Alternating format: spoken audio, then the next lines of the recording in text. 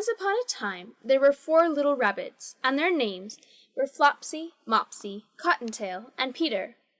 They lived with their mother in a sandbank underneath the root of a very big fir tree.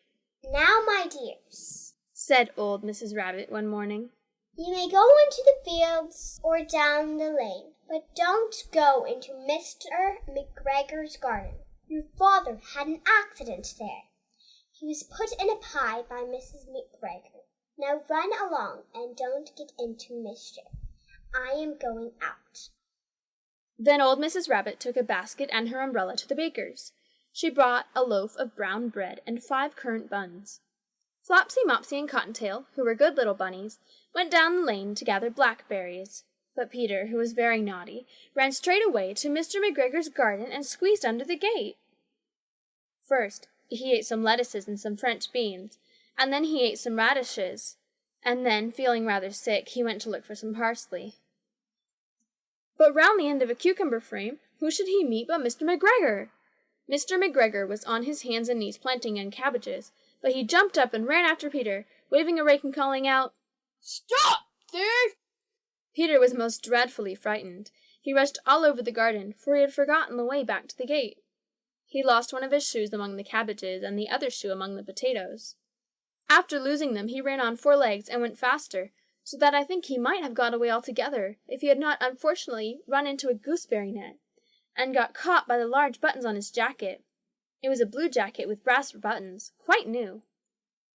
Peter gave himself up for lost and shed big tears, but his sobs were overheard by some friendly sparrows, who flew to him in great excitement and implored him to exert himself. Mr. McGregor came up with a sieve, which he intended to pop upon the top of Peter, but Peter wriggled out just in time, leaving his jacket behind him, and rushed into the tool shed and jumped into a can. It would have been a beautiful thing to hide in, if it had not had so much water in it. Mr. McGregor was quite sure that Peter was somewhere in the tool shed, perhaps hidden underneath a flower pot. He began to turn them over carefully, looking under each. Presently Peter sneezed. "Achoo!" Mr. McGregor was after him in no time and tried to put his foot upon Peter, who jumped out of a window, upsetting 3 plants. The window was too small for Mr. McGregor, and he was tired of running after Peter. He went back to his work. Peter sat down to rest.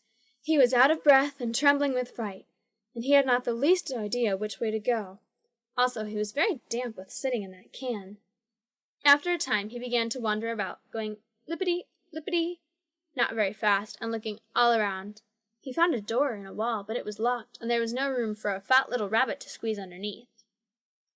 An old mouse was running in and out over the stone doorstep, carrying peas and beans to her family in the woods. Peter asked her the way to the gate, but she had such a large pea in her mouth she could not answer. She only shook her head at him. Peter began to cry. Then he tried to find his way straight across the garden, but he became more and more puzzled.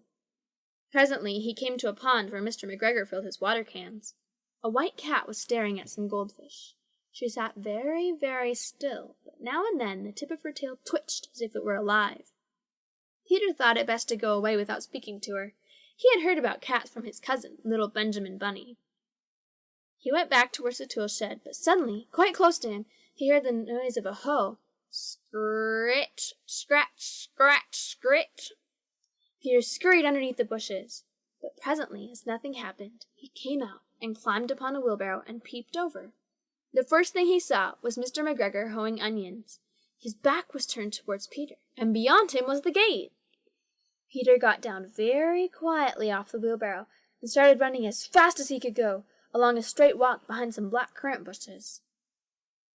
Mr. McGregor caught sight of him at the corner, but Peter did not care. He slipped underneath the gate and was safe at last in the wood outside the garden.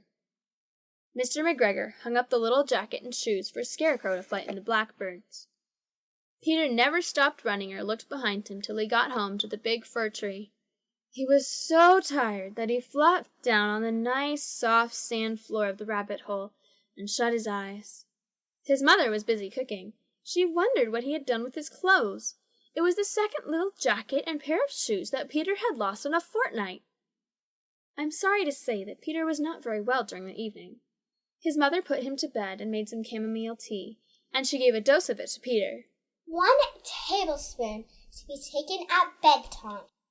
But Flopsy, Mopsy, and Cottontail had bread and milk and blackberries for supper. The end.